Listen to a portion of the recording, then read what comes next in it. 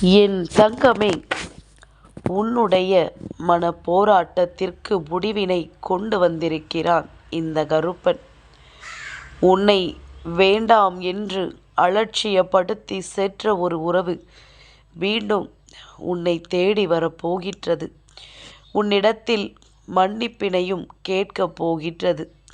அப்பேற்பட்ட ஒரு சூழ்நிலை இப்பொழுது உன் முன்னால் நிற்கிறது என்பதனை உனக்கு வெளிச்சம் போட்டு காட்டத்தான் உன் அப்பன் கருப்பன் நான் இன்று வந்திருக்கிறேன்.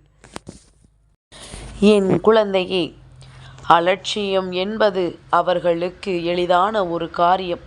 ஆனால் அதை யார் அனுபவித்தார்களோ அவர்களால் காலம் முழுவதும் மறக்க முடியாத ஒரு விஷயம். அப்படி உன்னுடைய வாழ்க்கையில் மறக்க முடியாத ஒரு விஷயத்தை இவர்கள் ஏற்படுத்தி விட்டார்கள். மனமெல்லாம் ரணமாக கிடைக்கின்றது. வாழ்க்கை முழுமைக்குமே இதை மறக்கவே முடியாது என்கின்ற நிலையில் இருந்து கொண்டிருக்கின்ற என் பிள்ளைக்கு உன்னுடைய வாழ்க்கையில் இப்பேற்பட்ட சூழ்நிலையை உருவாக்கியவர்கள் இன்று என்ன நிலையில் இருக்கிறார்கள் என்று தெரிந்தால் இவர்கள் உன்னிடத்தில் மன்னிப்பு கேட்க வருவதற்கான காரணம் என்னவென்று நிச்சயமாக நீ தெரிந்து கொள்வாய். அடுத்தவர்கள் வாழ்க்கையில் நாம் ஒரு விஷயத்தை ஏற்படுத்தினோமானால் நாளை நம் வாழ்க்கையும் இது போலத்தான் மாறும் என்பது அவர்கள் உணராமல் இருந்து விட்டார்கள். உன்னை மனதளவில் காயப்படுத்தும் பொழுது நீ எவ்வளவு காயங்களை உணர்ந்தாய் என்று அவர்களுக்கு தெரியாதல்லவா? அதை அவர்கள் உணர வேண்டும் என்பதைத்தான் இந்த கருப்பன் நான் இன்று உன்னிடத்தில் சொல்ல வந்திருக்கின்றேன். மன்னிப்பு என்பது எல்லாம் மிக பெரிய வார்த்தை அப்பா. அதையெல்லாம் அவர்கள் கேட்க வேண்டாம் என்று நீ நினைக்கலாம்.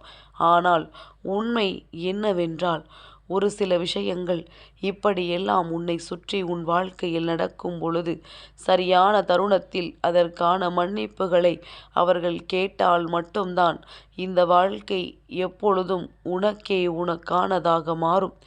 இல்லை, அவர்கள் இஷ்டத்திற்குத்தான் இருப்பேன் என்று சொல்லிக்கொண்டு இருப்பார்களே ஆனால் எந்த நேரத்திலும் உனக்கு தொந்தரவுகளை கொடுப்பதற்கு வாய்ப்புகள் அதிகம் என்பதனை என் குழந்தை நீ புரிந்து கொள்ள வேண்டும்.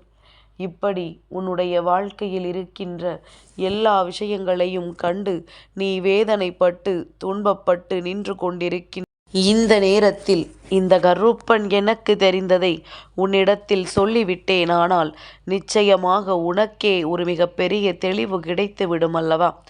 உனக்கே உன் வாழ்க்கையை பற்றிய ஒரு புரிதல் வந்து விடும் அல்லவா? எத்தனை முறைதான் நாமும் இந்த வாழ்க்கையை நினைத்து நினைத்து வேதனைப்பட்டு கொண்டிருப்போம். என்றாவது இதற்கு ஒரு முற்றுப்புள்ளி வைக்க வேண்டும் என்று நினைத்த உன் அப்பன் இன்று இந்த நல்ல செய்தியை உனக்கு கொண்டு வந்திருக்கின்றேன். உன்னுடைய வாழ்க்கையில் இருக்கின்ற ஒட்டுமொத்த மகிழ்ச்சியையும் உனக்கானதாக மீட்டு கொடுக்க நான் வந்திருக்கின்றேன். எப்பொழுதுமே இந்த வாழ்க்கையை பற்றிய கவலைகள் உனக்குள் அதிகமாக இருந்ததல்லவா?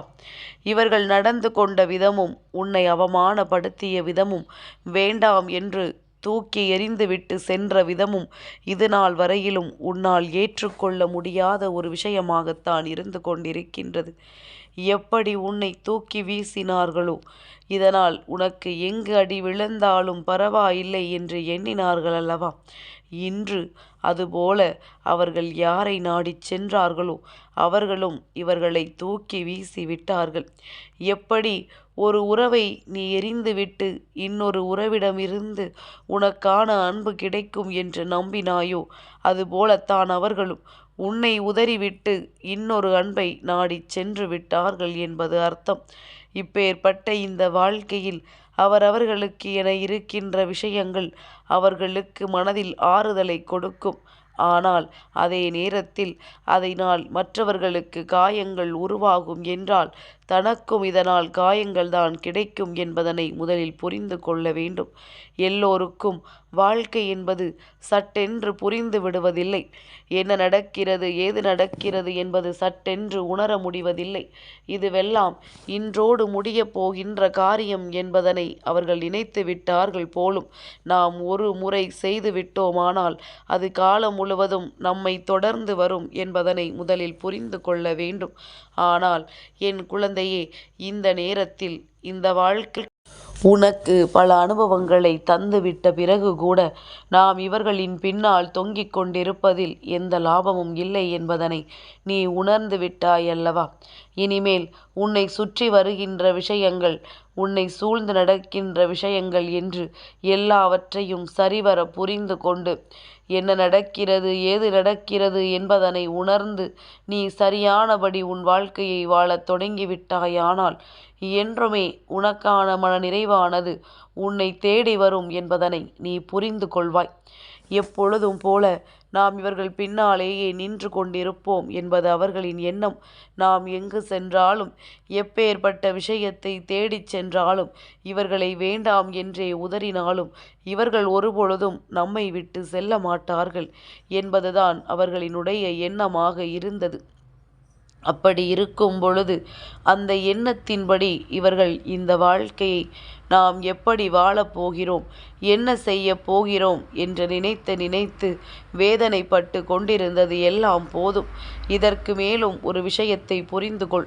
இப்படி ஒரு இருப்பதற்கு இவர்கள் இல்லாமல் இருப்பதே உனக்கு மேல் என்பதனை புரிந்து கொள்.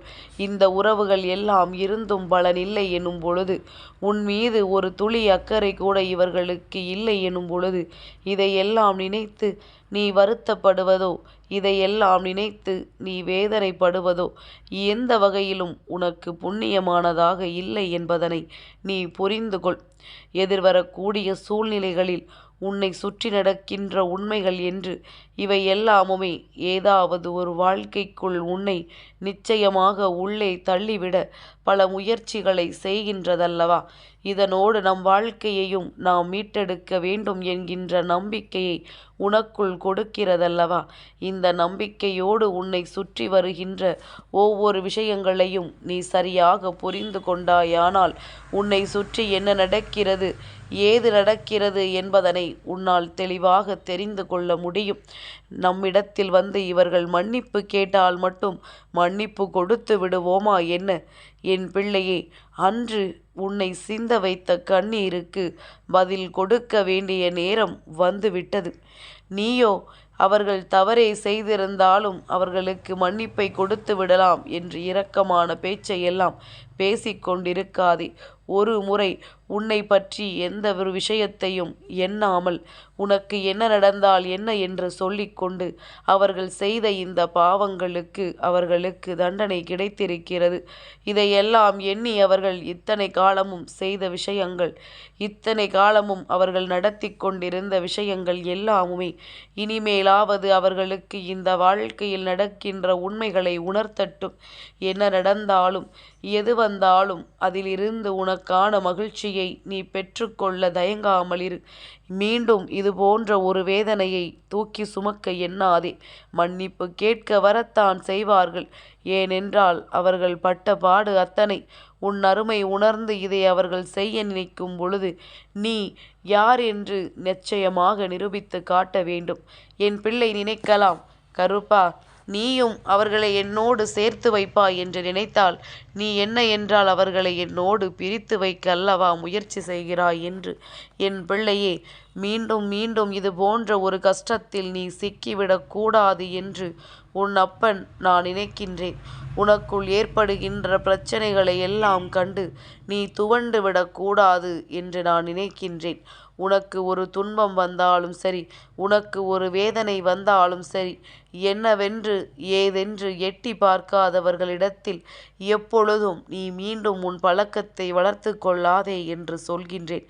உனக்கு என்னவானால் என்ன என்று எதிர்பார்த்த விஷயமல்லவா இது? இப்பொழுது நீதான் முக்கியம் என்று சொல்லிவிட்டார்கள் என்றால் உடனடியாக குளிர்ந்து விடாதே. மேலும் ஒரு பாதாள குழியில் சிக்கி கொள்ள நீ செல்கிறாய் என்ற அர்த்தம். அதை நீ புரிந்து கொண்டாயானால் உன்னை சுற்றி நடக்கப் போகின்ற ஒவ்வொரு விஷயங்களுமே என்னவென்று நிச்சயமாக உனக்கு புரிய தொடங்கிவிடும். உன்னை ஆட்டி படைக்கின்ற ஒவ்வொரு விஷயங்களும் என்னவென்று நிச்சயமாக உனக்கே புரிந்துவிடும். மன்னிப்பு கேட்கின்ற நிலைக்கு அவர்களை தள்ளிவிட்டாயிற்று. மன்னிப்பை கொடுக்க முடியாத இடத்திற்கு சென்று உன் வாழ்க்கையை மேலும் மேலும் நீ வளர்த்து கொண்டே இரு. உன்னை விட்டதற்கு அவர்கள்தான் கண்ணீர் சிந்த வேண்டுமே தவிர ஒருபொழுதும் நீ கண்ணீர் சிந்திவிடக் கூடாது.